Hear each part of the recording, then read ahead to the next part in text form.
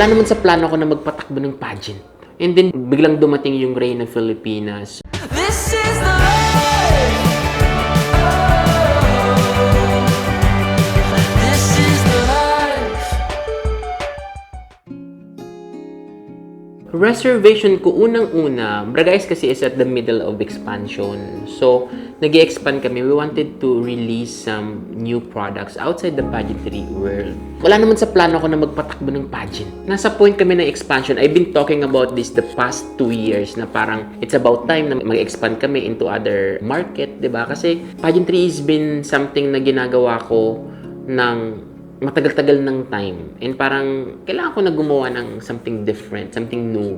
And then biglang dumating yung Reyna Filipinas. So, kaya ko ba to? At the same time, ako kasi pag may ginagawa ako, una kong kinakausap syempre yung team ko. 'Di ba? Parang kaya ba ng team? Kailangan ko i-prepare yung team, 'di ba? Kailangan ko i-consider sila eh. And then ako kasi ay isang tipo ng leader that is present. So, sa mga lahat ng nangyayari, I wanted to be present. Ganun ako bilang leader. Kapag may ginagawa kami, presente ako. And matagal kong piniprepare yung puso at isip ng mga tao ko. This is what we're going to do. This is what's going to happen. Parang pakiramdam ko, hindi ako mabibigyan ng enough time to build it up with them in order for them to support the cause. Kung may mga tanong sila, masagot ko rin yung mga tanong nila. Kung may pag-aagam-agam sila, masagot ko rin yung pag-aagam-agam nila. At the same time, ma-align ko to sa growth nila. Kasi pag merong man nag-a-apply sa akin ng mga tao at kinuha ko sila, tinatanong ko sila, paano mo ba nakikita ang career mo moving forward? Gusto ko aligned yun sa gusto nilang mangyari sa buhay nila because I wanted to be able to help them grow. Kahit man dumating yung time na yung growth na tinatanaw nila is no longer with Bragais, but naging parte ako nun and magiging proud ako nun. So, yun yung mga hesitations ko. And at the same time, eto, hindi na ako magpapaka-plastic ka. Siyempre yung pressure sa fans. Kasi siyempre yung mga fans, diba, the Filipino, ang taas kasi ng standards natin pagdating sa pageant. Napipressure ako. I don't wanna fail the Filipino pageant fans. Parang ako personally gusto ko talaga na sana maibigay ko yung gusto nila, sana mapasaya ko sila.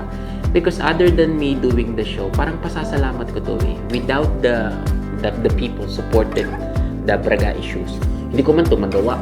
So, parang gift na to sa industry. And at the same time, di ba parang magulang? Di ba pag magulang ka, you care about paano ka magpapalaki ng bata. And ako, nagki-care ako about yung mga mananalo sa Reyna Filipinas. Anong mga klaseng beauty queen ang magiging sila? Kasi di ba minsan may mga beauty queen na paano ko ba sasabihin ng hindi negative? May attitude yung medyo nalilihis ng landas. And kung mga anak ko yung mga beauty queen, di ba? Mas magiging proud ako pag sinabi ng tao na yung mga nanalo sa'yo ay mabubuting tao, yung mga nanalo sa'yo ay admirable, magagalang, marirespeto, easy to work with. Mas yun. Sana maging mabuti akong guide with them. And of course, Emma, together with the rest of the organization, ay tutulungan naman ako para ma-guide niya ng tama. And pag ako na rin yung nalilihis ng landas, I want also the people to call me out or yung team ko to tell me na parang, Joe, I think hindi tama. Something like that.